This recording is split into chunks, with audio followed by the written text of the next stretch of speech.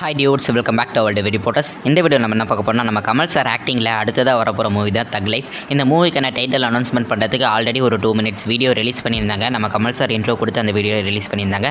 இந்த மூவியோட டேரக்டர் பார்த்திங்கன்னா நம்ம மணிரத்னம் டேரக்ஷனில் கமல் சார் ஆக்டிங்கில் வரப்போகிற மூவி தான் தக் லைஃப். இந்த மூவியில் பார்த்திங்கன்னா நிறைய ஆக்டர்ஸ் நடிக்கிறதா இருந்துச்சு. ஃபஸ்ட்டு நம்ம துல்கர் சல்மான், ஜெயம் ரவி இவங்கெல்லாம் நடிக்கிறதா இருந்துச்சு. பட் சில பல காரணத்தினாலையும் டேட் இல்லை அப்படின்றதுனாலையும் அவங்க 2 பேரும் இந்த மூவியை விட்டு விலகிட்டாங்க. ஃபஸ்ட்டு டைட்டில் அனௌன்ஸ்மெண்ட் பண்ணும்போது இவங்க எல்லாருமே இருந்தாங்க. பட் இப்போ பார்த்தீங்கன்னா நாளடைவில் டைட்டில் டேட் இல்லை அப்படின்றதுனால அவங்க 2 பேரும் விலகிட்டாங்க. அதுக்கடுத்து லாஸ்ட்டாக வந்து சேர்ந்தவர் தான் நம்ம எஸ்டிஆர். எப்படி மங்காத்தா படத்தில் லாஸ்ட்டாக விநாயக் வந்து சேர்ந்தாரோ அது மாதிரி கடைசியாக தான் வந்து சேர்ந்தார் நம்ம எஸ்டிஆர். அவருக்கான ஒரு ப்ரோமோ பார்த்திங்கன்னா இப்போதைக்கு ரிலீஸ் பண்ணியிருக்கிறாங்க. ஒரு 2 hours முன்னாடி பார்த்திங்கன்னா இன்றைக்கி ரிலீஸ் பண்ணாங்க. அவருடைய ப்ரோமோவில் பார்த்திங்கன்னா நம்ம எஸ்டிஆர் வந்து கன் எடுத்து ஷூட் பண்ணுற மாதிரி காமிச்சுருப்பாங்க. எஸ்டிஆரோட லுக் பற்றி கேட்டிங்கன்னா 10 தல ஆடியோ லஞ்சில் என்ன லுக்கில் இருந்தாரோ அதே மாதிரி க்ளீன் ஷேவில் இருக்கிறாரு, லாங் ஹேரில் இருக்கிறாரு. லாங் ஹேரில் ஒரு பாலைவனத்தில் பார்த்திங்கன்னா கன் எடுத்து ஷூட் பண்ணுற மாதிரி காமிச்சிட்டு இருப்பாங்க. அதே மாதிரி பார்த்திங்கன்னா ஃபஸ்ட்டு ரிலீஸ் பண்ணது, அதாவது நம்ம கமல் சார்க்கு ரிலீஸ் பண்ண ப்ரோமோவில் பார்த்திங்கன்னா அதே மாதிரி ஒரு வெட்ட வெளியில் இருக்கிற மாதிரி தான் காமிச்சிருப்பாங்க. அங்கே ஒயிட் கலரில் காமிச்சிட்டு இருப்பாங்க. பட் இங்கே பார்த்திங்கன்னா சாண்டல் கலரில் காமிச்சிருப்பாங்க நம்ம எஸ்டிஆருக்கு.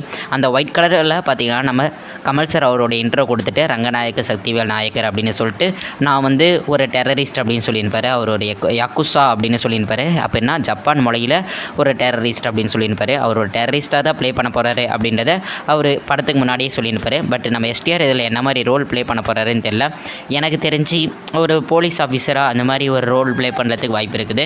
அண்டர் கவர் போலீஸ் ஆஃபீஸராக ப்ளே பண்ணுறதுக்கு வாய்ப்பு இருக்குது. ஏன்னா அந்த கார் பார்த்திங்கன்னா அந்த காருக்கு மேலே பார்த்திங்கன்னா சைலன்சர் இருக்கிற மாதிரி காமிச்சிருக்கிறாங்க. அதை வச்சு தான் நான் சொல்கிறேன், ஒரு வேளை நம்ம எஸ்டிஆர் பார்த்திங்கன்னா ஒரு அண்டர் கவர் காப்பாக இருக்கிறதுக்கு வாய்ப்பு இருக்குது. அவர் ஒரு வேளை நம்ம கமல் சாரை தேடி கூட வரத்துக்கும் வாய்ப்பு இருக்குது. இல்லை கமல் சாரை தேடி வந்து இந்த அவர் கமல் சாருக்கு ஹெல்ப் பண்ணுற மாதிரியும் வாய்ப்பு இருக்குது.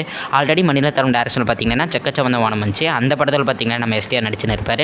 அந்த ரோலே மறுபடியும் கண்டினியூ பண்ண போகிறாரு அப்படின்ட்டு நிறைய ஃபேன்ஸ் தியரிஸும் இருக்குது. அதாவது ஃபேன்ஸ் தியரி என்ன சொல்லுதுன்னா மணிரத்னமோடைய யூனிவர்ஸ் அப்படின்னு சொல்கிற மாதிரி இருக்கிறாங்க.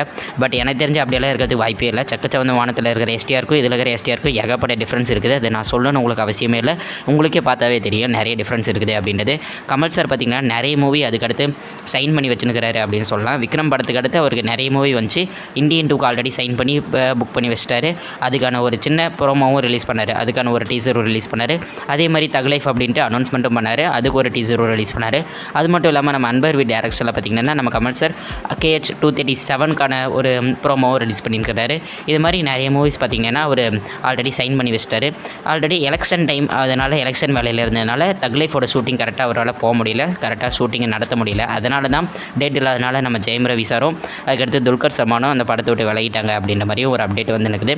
இதுக்கடுத்து பார்த்திங்கன்னா நிறைய அப்டேட்ஸ் வரப்போகுது. தக் லைஃப்க்கான அப்டேட்டு இப்போ சிலம்பரசன் கூட்டுனுக்கிறாங்க. அதுக்கடுத்து ஃபஸ்ட் சிங்கிள் விடுவாங்கன்னு நினைக்கிறேன். கூடிய சீக்கிரத்தில் ட்ரைலரும் ரிலீஸ் பண்ணிடுவாங்க. எனக்கு தெரிஞ்சு பார்த்திங்கன்னா ஜூலைக்குள்ளே பார்த்திங்கன்னா மூவிக்கான அப்டேட் ஃபுல்லாகவே வந்துடும். இந்த மூவி பார்த்திங்கன்னா நம்ம கமல் சார் அவரோட ஆக்டிங்காக கன்ஃபார்ம் பார்க்கலாம் அப்படின்ற மாதிரி தான் இருக்கும்னு நினைக்கிறேன். இந்த மூவிக்கான மியூசிக் டைரக்டர் பார்த்திங்கன்னா நம்ம ஏஆர் ரஹ்மான் சார் பண்ணுறாரு. ஏஆர் ரஹ்மான் மியூசிக் பற்றி நான் சொல்லவே தேவையில்ல, எல்லாருக்குமே தெரியும் அப்படின்னு சொல்லலாம். இது மாதிரி நிறைய அப்டேட்ஸ்க்கு நம்ம சேனலை சப்ஸ்கிரைப் பண்ணிட்டு பக்கத்துக்கு பெல் ஐக்கனை ஆனில் போட்டுருங்க. அப்போ தான் நம்ம போகிற இது மாதிரி வீடியோஸில் உங்களுக்கு நோட்டிஃபிகேஷன் வரும். இது மாதிரி அப்டேட்ஸ் மட்டும் இல்லாமல் நிறைய மூவிஸோடைய ரிவ்யூஸும் நம்ம சேனலில் வரப்போகுது. அதனால் நம்ம சேனலை பார்த்தீங்கன்னா நீங்கள் சப்ஸ்கிரைப் பண்ணிட்டு பக்கத்துக்கு பெல் ஐக்கனை ஆனில் போட்டுருங்க. அதே மாதிரி ஹாலிவுட் மூவிஸ் எல்லாம் இன்ட்ரெஸ்ட்டாக இருந்தீங்கன்னா நம்மளோட செகண்ட் சேனலில் பார்த்தீங்கன்னா சப்ஸ்கிரைப் பண்ணிட்டு பக்கத்துக்கு பெல் ஐக்கனையும் ஆனில் போட்டுருங்க. செகண்ட் சேனல் லிங்க் பார்த்தீங்கன்னா டிஸ்கிரிப்ஷனில் இருக்கும், அதை ஃபாலோ பண்ணிக்கோங்க.